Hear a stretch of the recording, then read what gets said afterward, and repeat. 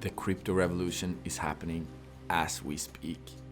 And the people that are building this stuff are the most competent and inspiring that we have ever met.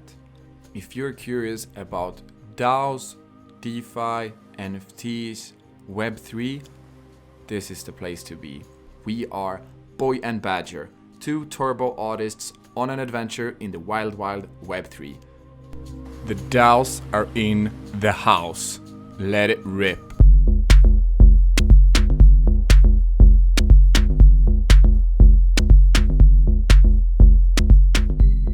Hello, everyone, and welcome to the Boy and Badger Show. And today we have L0bster with us today. Hello, L0bster. Hello, drunk boy. Are you a fan of Jordan Peterson? I must say, I'm an honest guy, and I have no idea who Jordan Peterson is. So I guess I'll have to Google. Let's see. Google. So you don't. That means you're doing productive things with your life. If you don't look at the news, or you're part of Twitter, or listen to Joe Rogan. No, I definitely doesn't listen to Joe Rogan, and I at least try to do productive things each day, even though it's, as it always is, various output. So you're not an incel? No, I wouldn't classify myself as an incel. No, you never know.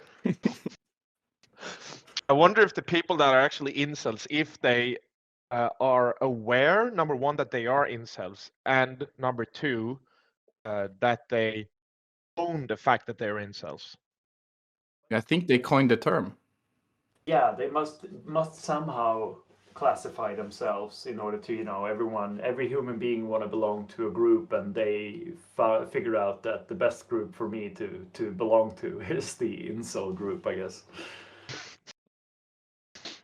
It's actually funny. I saw a documentary not too long ago about incels, and there was of course anonymous interviews with people who classify or consider themselves being incels, and it was quite fascinating to understand from their perspective on their view on the world.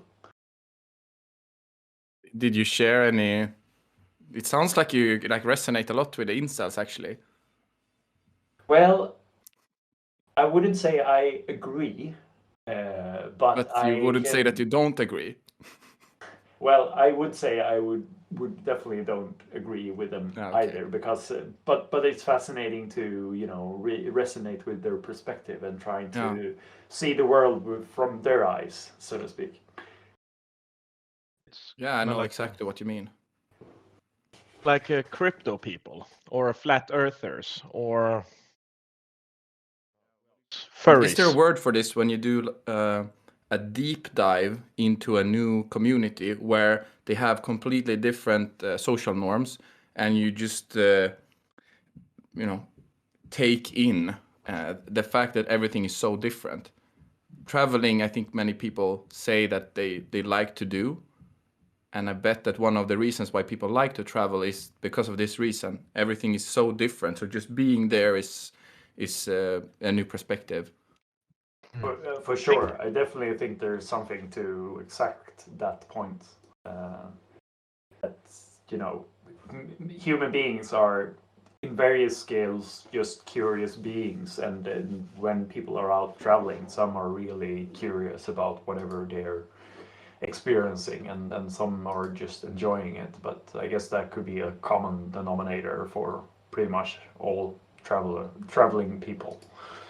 What kind of traveling people are you? What kind I am? Well, when I'm a pretty curious kind of person, so I try to meet with locals whenever I'm out traveling, to how to get past whatever experience the country is offering for all their tourists, and then meet with locals and see like what's the life like here, and trying again to explore the perspective on whatever topic arise in a conversation with a local. You have like any best tips for an incel like me how to meet with locals when you're traveling? I get a lot of like internet commercial, meet the local babes and stuff, but doesn't work. So They're never local, and there's no babe. Yeah, but that's Double not my negative. problem. But like just meeting locals can be difficult if you're traveling, for example, with work and you're going to a big city. Like where do you actually find the locals? Do you have any like tips for us noobs? Well, name a city you went to recently. Ooh, this is good. I went to Funchal in Madeira. Funchal. Yeah. Okay. So what I'm. But I actually met with locals there because I just went to a bar, random bar. The one that looks really shitty, that's where you find them. Find the alcoholics first, or at least the ones that are going out on a Monday or something. And then they kind of, take you and just bring you along. Yeah, and I mean that's the best kind of place. You basically answered your own question. Go to a bar where people have, I guess, 2 or 3 beers in, or maybe any given shot in. Mm-hmm. I guess it's just a reasonable amount of alcohol in the person you try to conversate with, and then some people, of course, if they carry a bad luggage, they are depressed and want to dwell into how unfair the life is, or you can meet real superstars. Like I met a guy in Mexico called what was it called? Charlie Sushi. Yeah. So, Charlie Sushi. Yeah. So among the people at the bar, he was definitely a regular, and he only drank tequila, and he was a guy in his 60s, 65 years old, and you could pretty much say hello, and then he would just open up as a book and tell all his war stories from life. So that's one character of the kind of people you meet at a bar who just enjoy telling their life stories, I guess. Did he pass on any nugget of wisdom to you? This Charlie Sushi guy. Well, wisdom, yeah, of course. Whenever you order tequila, make sure it's reposado. Well, it's a good life rule to live by, I guess. Yeah, but then I would say that whenever you're ordering tequila, make sure it's reposado. Is that a brand, or does it mean like repostable, like recyclable or something? Recyclable tequila, yes. Goes out the same way it goes in. No, so reposado is it's a kind of tequila, much like beer could be a lager or IPA. Okay, yeah. It's okay. I'm gonna bring this with me next time I go to Mexico. I'm gonna ask for reposado. Charlie Sushi. And then he can show me where the reposado is. Yeah. Maybe there's a Charlie Sushi in every town in Mexico. Don't know until you ask. Yeah. Or you, I mean, what's your perspective on this? When being out traveling and you go to a random bar, there's usually always there can't be a bar without any regulars. So that's true. I kind of find it as a challenge each time I go to a new bar in a new country or wherever I'm at and try to figure out who is the regular guy here, because I'm not sure whether you have noticed, or this is a thing I've noticed at least, looking at trying to figure out who here at the bar is the regular one, and they usually order only one single thing. Like this guy is just Ah, yeah. order whiskey, or there's usually guys, of course, or there's Yeah. this old lady that looks, she's been drinking a lot in her life, and then she's like sipping on the cheapest wine, or She looks like she's gonna give you a side quest or something. if you ask for it, you're definitely gonna get it, I guess. Yeah, that's true. I'm not sure. It's usually low. Like the only telltale I have on the regulars is they usually sit by themselves. Yes. Not necessarily that it's the giveaway. I'd assume if you're sitting there drinking whatever drink you're drinking by yourself in a bar, chances are you've been there before. You're comfortable sitting there and just chilling. Yeah. Some of them also talk kind of like out, in the Yeah. room, not to themselves, but just talk. Yeah. Then they probably manifest. had. Yeah. Then they probably have had maybe 1 or 2 more drinks. But it's like some commenting action, like on the what's going on, just like like an expert commentator. Yeah. I guess, I mean, for you then, Bergson, you asked earlier for advice or tips. Yeah, always. Wouldn't that be one then? Whenever you find yourself at a bar in some foreign country and you see someone who looks like an expert commentator, ask them, what are you commenting, or just what are you waiting for? Yeah. I think this is really good advice. It's like more than advice. It's Truth. yeah, it's the truth. It's the truth. So, what do you guys want to talk about? Where are we heading? I have Exactly a starter. this. Yeah, exactly. Usually it's exactly this, but there is a backstory here that I'm willingly haven't really explored, which is that you somehow, I can kind of deduce this, you have a common denominator. You two must know each other because I didn't invite L0bster to this. I wasn't the one arranging the arrangements. So I'm very curious on the backstory here because I think there is a juicy backstory. I have heard rumors. There are some rumors that MrRealorFake, a friend of mine and Drunk Boys, might be involved here. But exactly how and like the dirty secrets, I don't know. Now we don't. Who want to start? Well, we shouldn't dox anyone here to begin No, with. do but this without doxing. Yes, MrRealorFake. Generic story. No GDPR information that can be link someone to their real identity. So then we're fucked. MrRealorFake was doing a startup in Sweden. Okay. And yeah. Mr. L0bster was also at the startup with MrRealorFake. And MrRealorFake then knows. Let's Mr. call L0bster. it Klarna 2.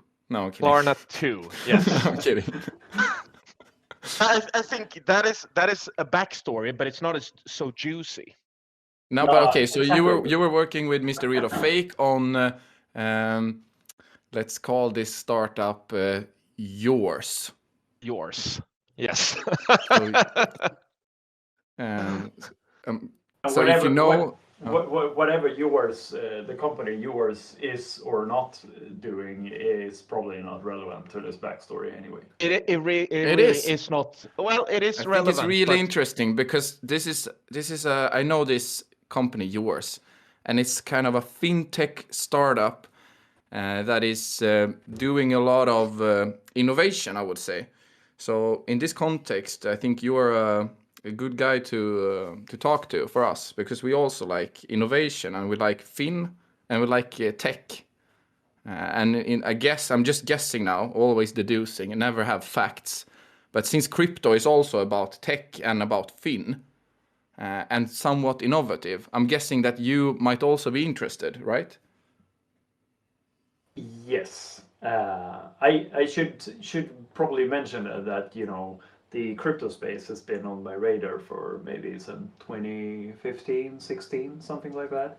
So I'm definitely in the loop since I'm like you, also am very curious and interested about innovation in general. But of course, how I guess it boils down to challenge whatever is a norm.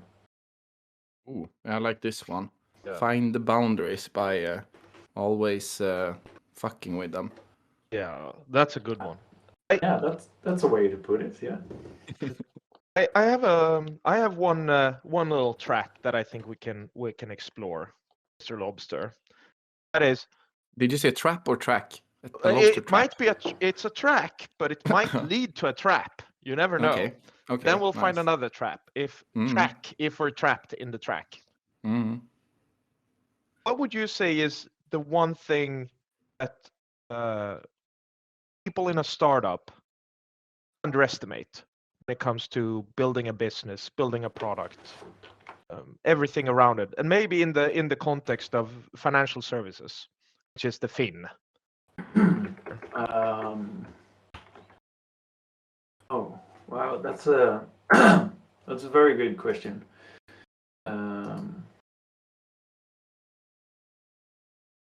So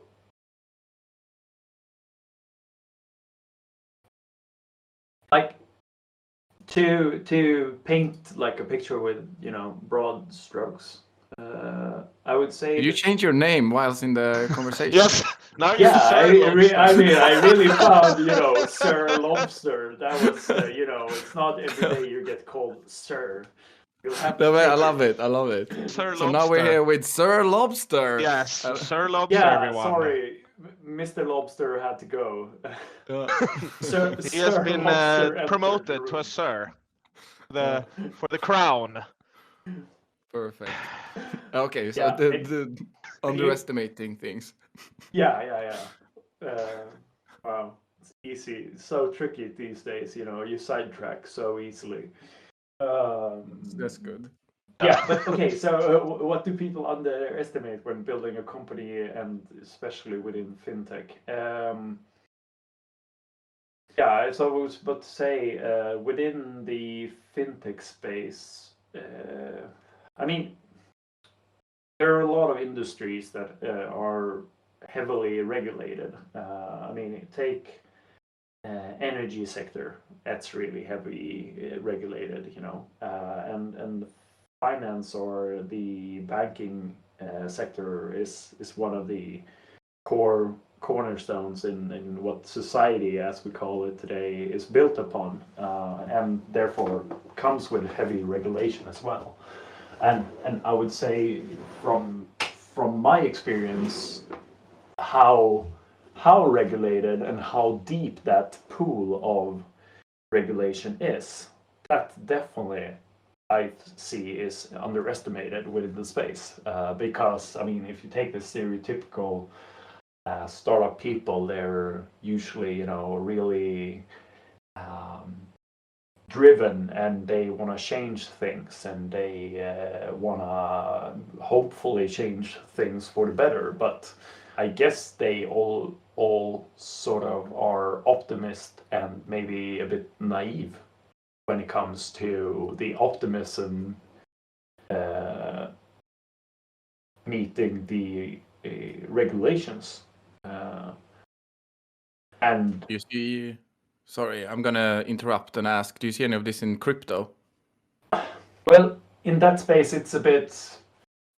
There's always this.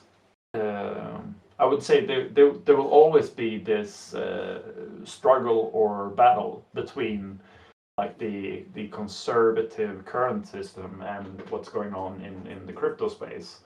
And I guess the biggest challenge is that the crypto space is, in some sense, a really good force, I would say, for innovation, because it's like forcing the current system to really innovate. But again, the battle is about force and power, and I would say the current system still got more force and more power because it's a system that's been built up for many years, and there's too many people still on that side that win or have a lot to gain to keep that system. I think that like that's one dimension of like how the crypto space is challenging the current financial system or whatever that is, since it's hard to even draw a picture of how the financial system and the banking world really connect to each other. Happy with the answer. It sounds like I'm not going to say too much, but I might like get into contact with current financial system a lot. And the way that they talk about this is it's kind of free technology. It's nice to have a lot of people out there doing things. Maybe not all are doing it for free, but at least most of it is open source. And it's very innovative, and it's like really trying stuff, breaking stuff, failing over and over again. And from a bank's point of view, it's kind of relaxing, just sitting back and watching all of this unfold. As long as you know that you have the regulations kind of on your side, then it's very easy to just see what works instead of having to engage in all of these very high, demanding exercises. Yeah, You just wait and see what works, and then you just change a little bit, and everyone's happy. Yeah, I can definitely see that, and I mean that's. I think like one part of the crypto space is that it's still a lot of technology driven. Like there is a lot of technologists in the space that is like really pushing the open source path, and what's lacking could be also to come back to your question, Drunk Boy, about like learnings from a startup journey in the fintech space is also like the part that you can't do much with just one thing, and that is technology. You also need to find the business case and also eventually a business model that works, and you need to have people that can sell the vision, because it's usually we have no idea how to charge for anything, but this is a good thing, and hey, customer one, you should buy it because it contributes to A, B, and C or whatnot. But I think the crypto space is what it's lacking, but it's still moving forward, is the lack of business perspective, I think. I agree, because that's what we bring. That's what Everyone should hire me. Looking for a job. We're just two humble geniuses that have identified everything already. Yeah, we see all the about problems truths all here. the time. So, but you asked us, you asked for the backstory and whether I know this Mr. Fake or not. Real or fake? Real Mr. or Real or fake? Fake? Mr. Real or Fake? That's a really good nick, by the way. I should give him credits for it. It's really, really good. It's really good. Shout out to Mr. Real or Fake. Yeah. He's Someone also should gonna make come on the a podcast. festival. He might. Yeah, you should make a festival with that name, I think. I don't know. Yeah. He should definitely never explore know. that. But I guess you, Mr. Badgerton, you mentioned along the lines that you may or may not meet with the banking world a lot. Yeah. Real or fake? I may. There's a rumor. That's a real or fake statement. Yeah. It's might be more real or more fake. So supposedly there might be meetings. Allegedly. Allegedly. Like coming back to your question again regarding experiences and maybe learnings along the way. I guess just do things. Like the critical thing is to figure out who your customer is and what they want to buy, right? And if you take that perspective on, it's easier to maybe prompt a market or find a market. Because if you ask your questions, if you think about technology as a thing, and then you ask some questions to that technology, like for who would this technology really create value, and what is the problem that this technology really solving? And that is, you can't figure that one out just writing a lot of code or working with technology. You'll have to just do a lot of activities that's making you figure out what the customer is willing to buy. Sure. Yeah. This is, I think we could just repeat this like 10 times, because this really takes a while to realize what it is that you're saying. But basically, in crypto right now, there is a lot of talk about technology, and in theory, a lot is like on paper. This thing is better than that thing because of, and then you show a bunch of things on paper. Yes. A lot of incentives. You model human behavior on a PowerPoint, and you think that you have solved the puzzle. Incentives are aligned. The tokenomics model is perfect. And then you still underestimate the UX shit in MetaMask. But just these simple things that are really, really difficult.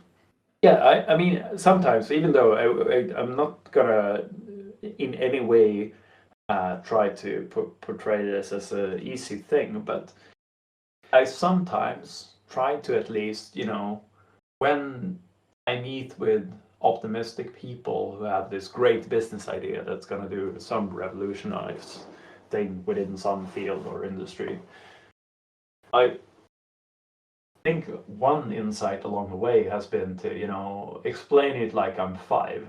And that you shouldn't underestimate it, because, if you can't really explain what difference whatever you're doing is making to some people,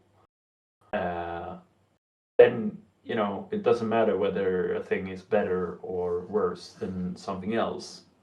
Because I mean, when I started reading some crypto white papers, it was like, I remember this weird one that was just gonna develop like a token for, what was it, like video sharing or something.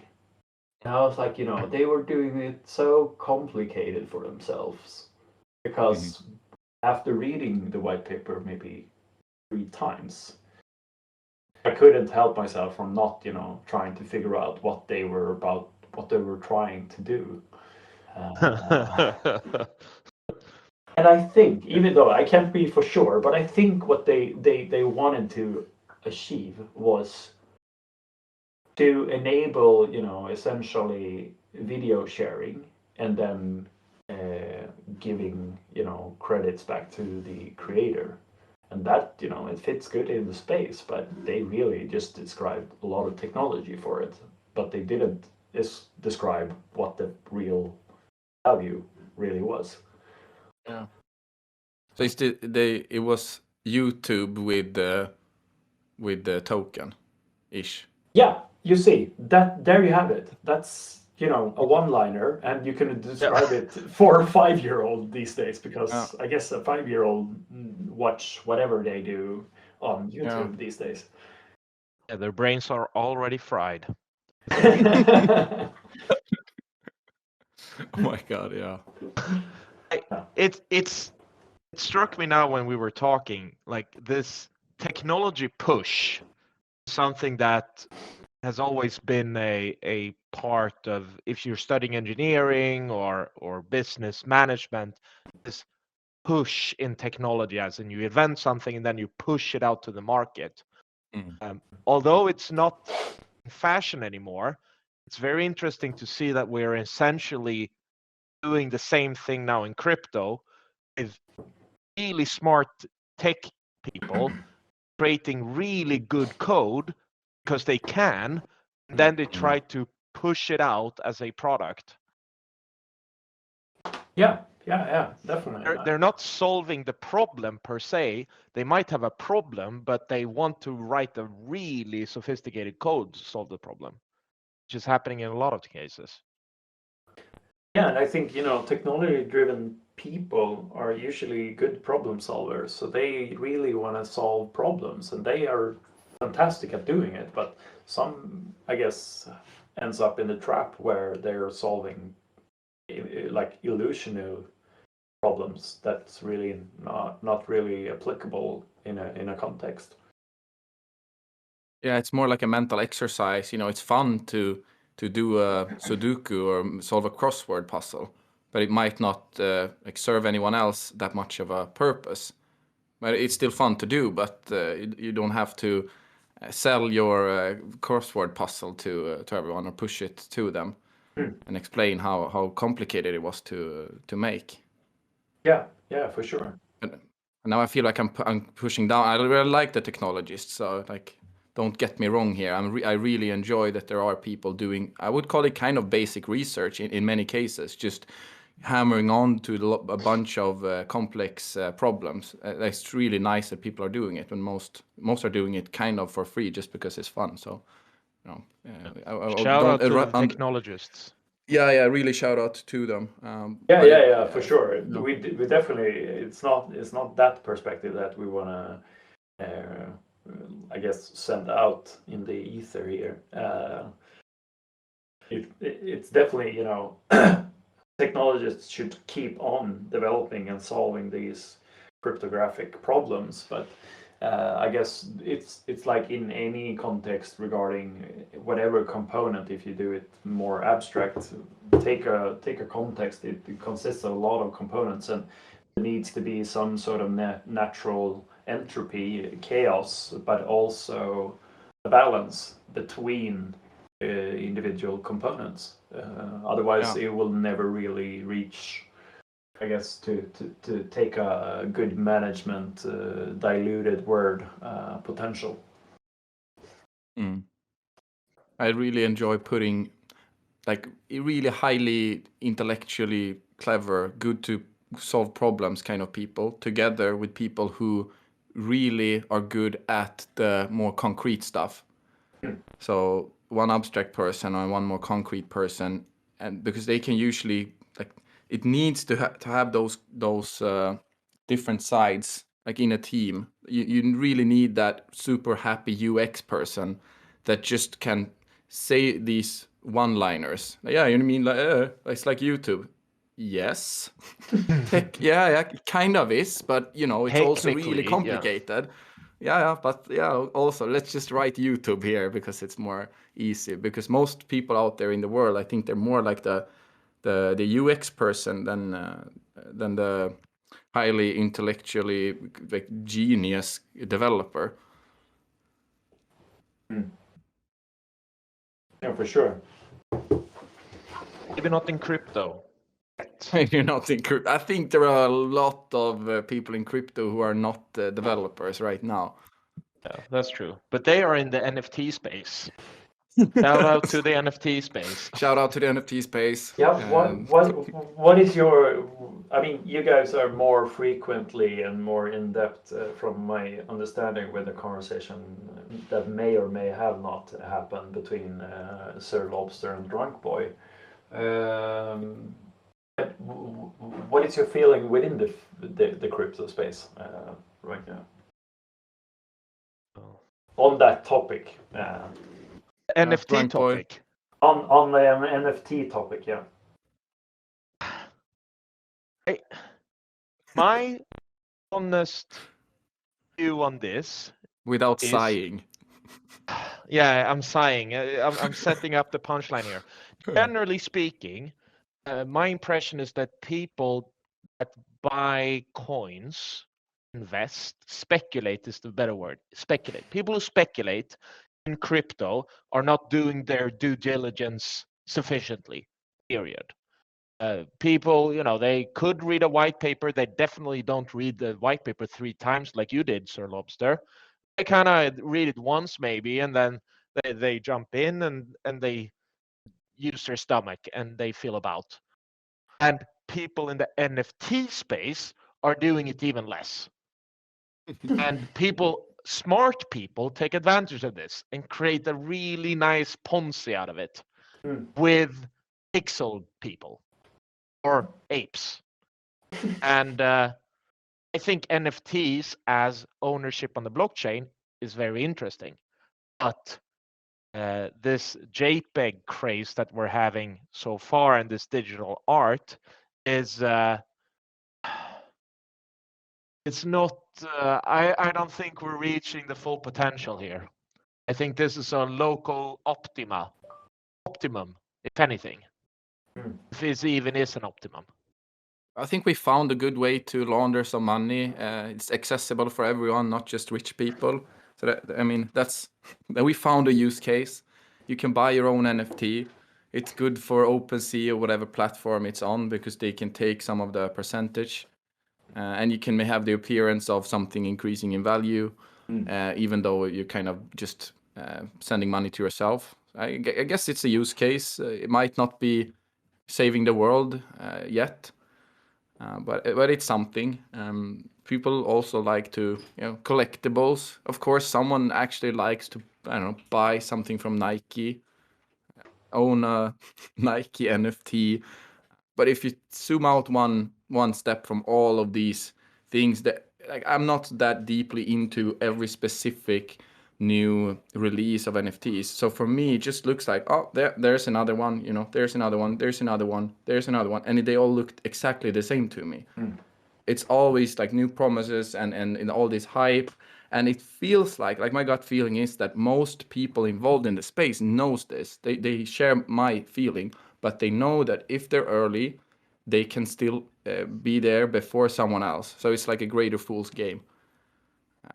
I think most people realize this and know this, but there will always be a greater fool, and you just hope that you're earlier than everyone else. So you're trying to find better groups, like quicker information, and all of this. But I think most people I know who've been dabbling too much into NFTs, either they are kind of apes, so they actually have quicker to the information because you want apes in your project because they aren't as emotionally unstable, like when it comes to getting attached to your NFTs and stuff like this. So they can just hold without selling if the floor kind of goes up and down. So then someone just tells them, hey, mint this, everyone's happy, and they get the information before everyone else. Or it's people who are more like trying to get rich, trying to make it. They see that there's a lot of money to be made, and they, it's flip a coin kind of. Some have made some money, some have lost a lot of money, some have plus minus. But isn't it fascinating? Because it's for me the NFT space, like from the first interaction I ever had with it, I was just, oh my, this is getting even more crazier. Because like for me, I interpret it more as before everything regarding crypto, the stock market could be, all the previous, like take the dot-com bubble, for instance. Like, yes, it was basically just gambling. And before the dot-com bubble even happened, we usually associated, whenever you were talking about gambling, you would associate it with, people betting their money on horses, on dogs, or going to a casino. But the same sort of phenomenon regarding to gambling has now entered into a new sort of custom, or like a new. It's portraying itself. The phenomenon of gambling is it's accessible to too much people that perhaps shouldn't have access to it. Yeah. It's like one of the easiest way to gamble. if at least casinos have some checks and stuff. Yeah. But this is really, really easy to gamble on this. Yeah, exactly. And I remember it so well when I was in a car going from A to B, and I hear on the news on the radio that there's a rally in Bitcoin, and having a position on the blockchain or in Bitcoin, you know, it's not a significant one, but hearing there's a rally on the radio make you realize that, holy shit, now I need to get out of the market, because what's happening is basically, as we're talking now, people are just gambling that this is the new next shiny thing that will make me rich. And then, since we humans all share the common trait of want to have quick rewards, we're not designed to invest, and then maybe invest for 10 plus years before you even receive anything, if you receive anything. 10 plus years in crypto is like, it's at 5 lifetimes. At least. Yeah. So there is a clash in a sense. At least that's the way I interpret it. That there is a clash between how fast the technology and the changes are happening in the crypto world compared to what we as humans are somewhat, in some sense, capable of understanding. I want to build on this and throw in a hand grenade, and a holy hand grenade, and I will say that biologically, I kind of agree with you, but there are kind of, if you do experiments with humans, you see that this trait, to act on your biological urges, it doesn't work on everyone all the time. If you have your basic needs met, if you have emotional connection, social, well-being, and all of these things, then you're not at all as prone to go for these quick hits of dopamine.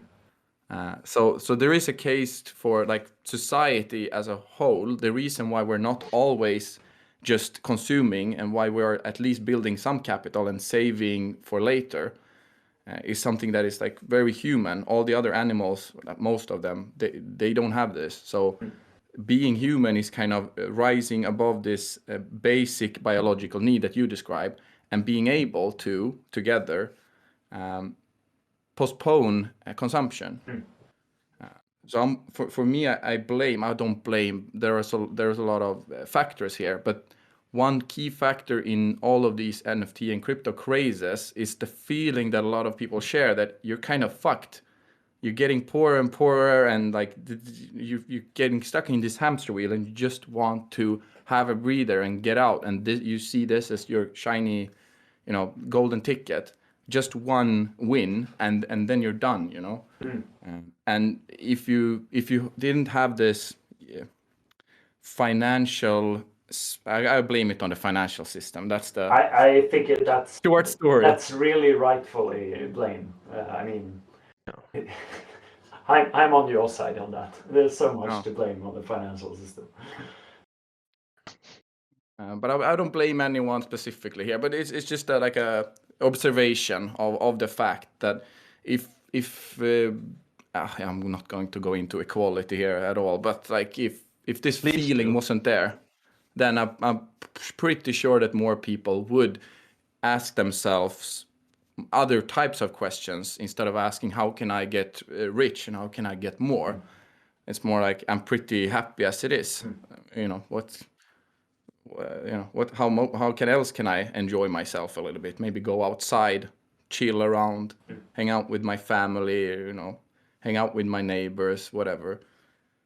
Instead of being inside, sitting at your computer, pressing stuff, looking at shiny things. Yeah, and I mean, I definitely agree on a lot of points, and I would add to the whole. I see I'm curious. As much as I'm curious, I'm also a little bit concerned with like young people and kids growing up, not have experienced what it's like to not have access to internet or to a smartphone, because I mean that's what creates somewhat the need for the NFT market, right? I can definitely see the NFT space is feasible and valid in, take any game where you want to have, I guess, shiny things to, I'm not sure Yeah, what skins. skins It's the or yeah. fucking dopamine hit of a lifetime, man. Sitting and trading NFTs as a 13-year-old. Holy shit, you don't even need porn, you need nothing. You could just sit and trade NFTs. Yeah, Yeah, yeah, for sure. And I mean, it's kind of good. Gets them off porn. That's a win. Take it You back. don't get incels. Maybe you don't get. It's the incel problem. We've solved the incel problem here. Yeah, you connect. Don't let them game. Just let them code. Don't let them code. Just let them trade NFTs. yes. We've solved it. Yeah. So on the billboard, drunk boy, would you put feeling lonely, go into trading? Yeah, feeling lonely, come join us at OpenSea. I think, you heard it here first. If it's on a billboard, I think we should get some fucking royalties into this call. I think he's feeling lonely. Listen to Boy and Badger. We love you. Trade some NFTs with us. Only us. Everyone else is stupid. They don't get it, but we do. We do. In our ivory tower here. Yeah. In the Badgerton studio. We know Yeah, what's up. I never bought something that I didn't need ever. That if Wants and needs separate. Oh. I'm not gonna say it's not true, but if it would be, the complete truth, then that is really rare, and you should, really be thankful for not falling into the trap of buying shit you don't need. Yeah. But also, it's in one way, this is what I try to tell people, to not try to be afraid of making these mistakes and buying stuff you don't need, but try to at least limit the losses. So that when you fail, or like when you do something and you realize, oh shit, maybe I shouldn't do this, why did I do this, and stuff like this, then at least it's not all your savings or your mom's savings or whatever. So small sums, and then you kind of learn. Even if it's not big sums, then for you it's enough usually. I started with regular like stocks, not trading but just buying. It was really small amounts because I knew that I'm stupid. I don't know anything, and I'm stupid, and I'm young, so I'm probably gonna fuck this up. Which we I all did, fuck but it up. yeah, but it wasn't big sums. So now I'm a bit older. Maybe it's same level of stupidity, but at least I don't do the same mistakes. I make new ones. And that really sounds healthy, because I guess that's part of learning, of course. But I'm happy to hear you not knowing what age this was starting at, that you realized this, that because I think there's unfortunately a lot of people who don't. They just see this shiny object, whether it's the next promising company at the stock market, that I'll put all my money into it, and not have this critical thinking that you apparently have, to think about it twice, of like, okay, maybe I should put in a little bit, and then as if you read up on like the 101 on buying shares in a company, you buy it in tranches, right? And buy when everyone is selling. Yeah, and but vice this seems versa. like people know. Yeah, these people know. I'll just buy when everyone else is selling. Yeah. But isn't it funny though, if 100% of all the participants on the stock market would notice and act accordingly, how do the who is buying when everyone want to sell, and vice versa? Because there's no sellers and there's no buyers. So uh, would the forgot the word would the price of the share then just be a flat line? But this is I've been tripping my balls off on this one as well, because it might be that I value stuff differently than you. Like if you let go of the idea of like everything being worth the same all the time. Let's say that there is what do you call it, a meteorite striking Earth, and you get to know about it now, and in 1 year there will be meteorite striking Earth, and you probably like the price will drop a lot. But if someone then after half a year says, this meteorite, we blew it up, then probably the prices on a lot of things will go up again. So there is like the flat line makes a kind of sense, but for some reason people have different needs, so there will always be changes depending on this. Yeah.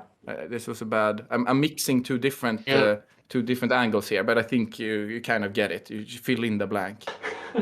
Yeah, I'm gonna let all your listeners to mentally fill in whatever blank. Dear they listener, find. use your imagination here. Yeah.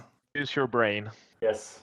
I guess that's essentially what we want to emphasize, right? Use your brain and don't fear out on critical thinking.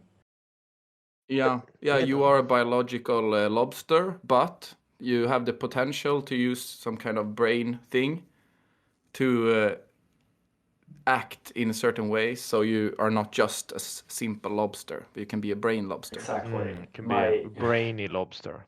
A brainy lobster, yeah. Sir, you can be Sir Lobster. If you use your brain very well, you might become a Sir Lobster, but it's not given because you're a lobster with a brain. I mean, I guess that's usually whenever someone in a conversation, someone says, "Wow, that was wise," or "You seem like a smart guy."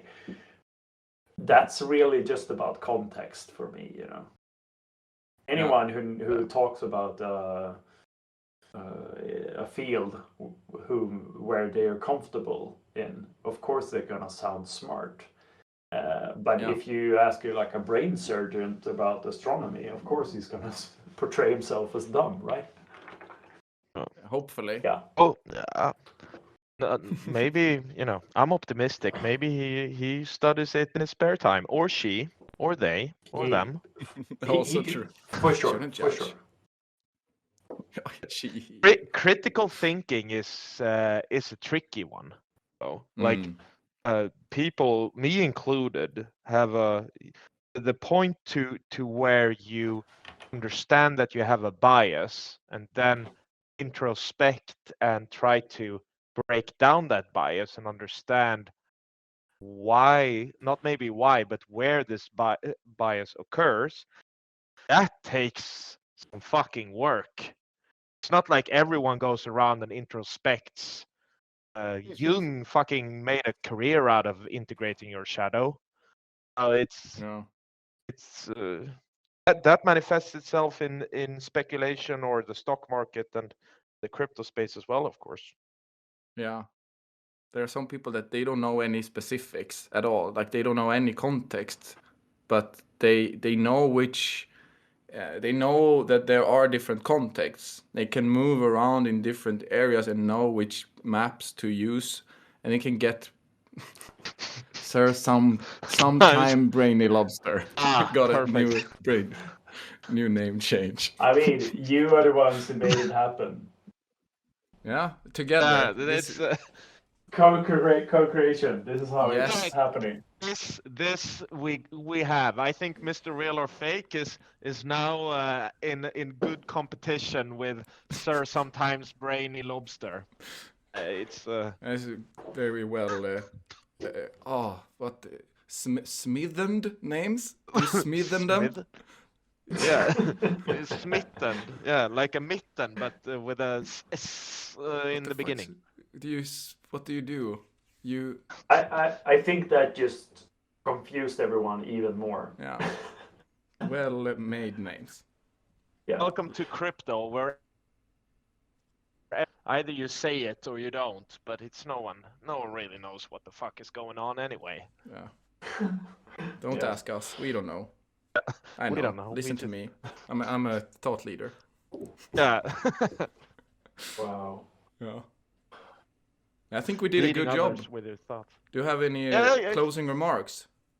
Yeah. Sir, sometimes brainy lobster. Did we get something to talk about here for this hour? I would say thank you for inviting me. It was definitely, it's always tickling in your belly when you're invited to a conversation that you really don't know where it's going to end up. And I kind of really enjoyed it. And I hope your listeners really gained something out of it. And of course, that you two, Boy and Badger, also feel that it was a valuable hour to spend with Sir sometime brainy lobster, who maybe changed his nick too few times during this hour. I like it. I think we all share this tingly sensation. That's why we do it. Yeah. That's how we know that we're doing the right thing. Yeah, when it's tingling When it's tingling. in the belly. Last question to you, Sir sometime brainy lobster. Imagine a zombie apocalypse where zombies, they can walk and they can swim really fast. What would be your superpower? I think they can fly also, or like the squirrels that jump from trees. Yeah, they're like flying squirrels. Like they have a lot of skin, between their legs and their arms, so they can fly or like hang glide. Hang glide. Hang glide. What would be your skill? What skill would you bring for this zombie apocalypse? Yeah. Classic style. Oh, well, it's not the first time I'm dabbling with this scenario or this dystopian scenario. But I guess, first you'll have to just admit to yourself that there eventually will be a tipping point, whether either the zombies win or the humans win. And I mean, if you reach that tipping point of where the zombie is about to win, are you going to fight for the human people? Yes, you probably will, because it's in our nature. But with that in mind, what skill? I guess, the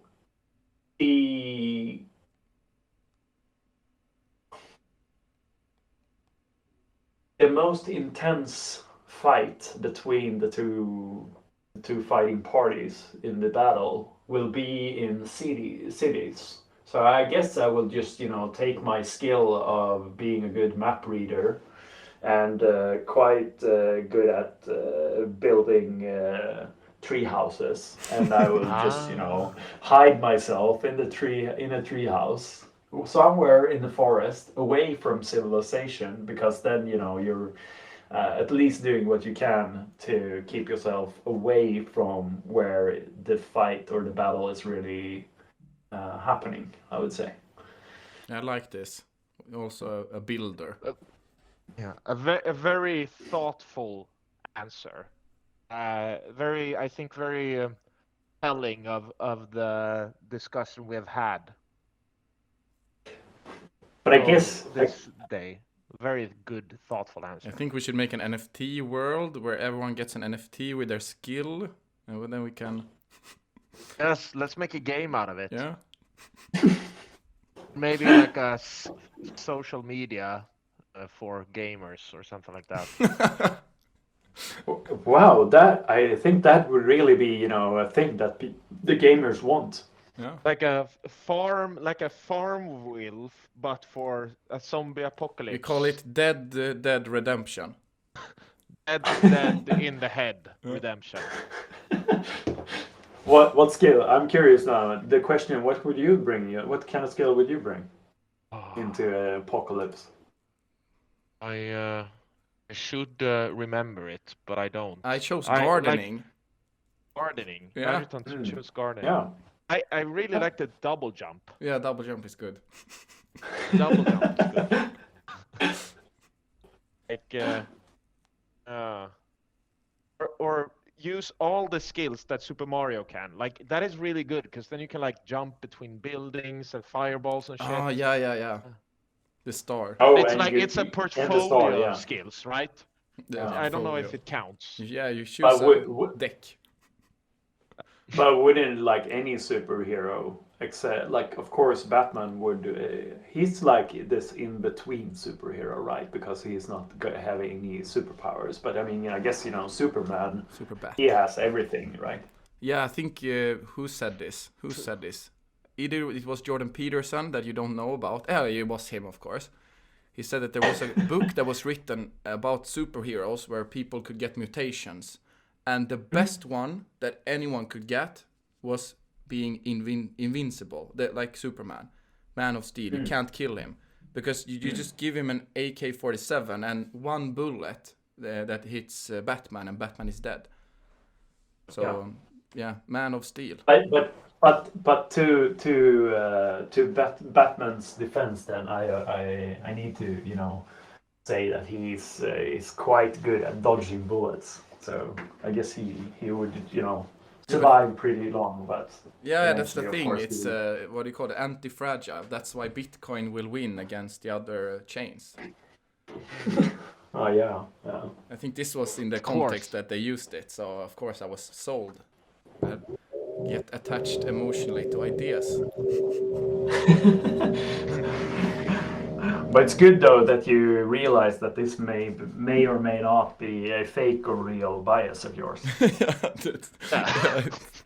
It might be good. I think we soon need to have MrRealorFake into this call to understand what is real and what is really fake. Yeah, he needs to be able to defend himself.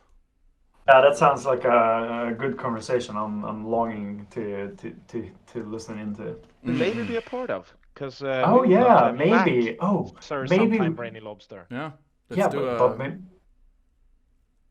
what do you call it? maybe we should do it. You should invite him, Mr. Fake or Not, and then I'll just appear. Yeah. Like, you can always appear in the. This is an open studio channel, so it's always okay to just jump in whenever we have whoever is in the in the channel. Wow, that could be really crazy. Being a lobster that's just crawling out from the sea. Yeah. Hey, I'm just gonna be a brainy lobster here. Have you seen the Eric Andre show? Have not. No, okay, but it's kind of it's a real. I think it's on YouTube, whatever. But it's kind of a real production. But they invite real. I always say real now. Real famous people, actors and stuff, and then they just make these random things. For example, a lobster just appearing. They fuck with them. They fuck with it. So you're free to be part of our Eric Andre show.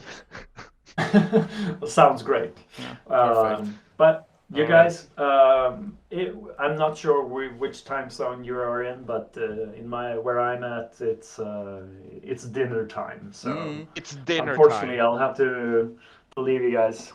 Yes. To your wisdom. Enjoy the lobster. Yeah, enjoy the lobster. And thank you so much for talking to us today. Yeah, hugs and kisses.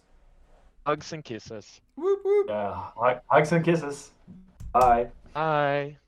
Bye. Okay. Have a nice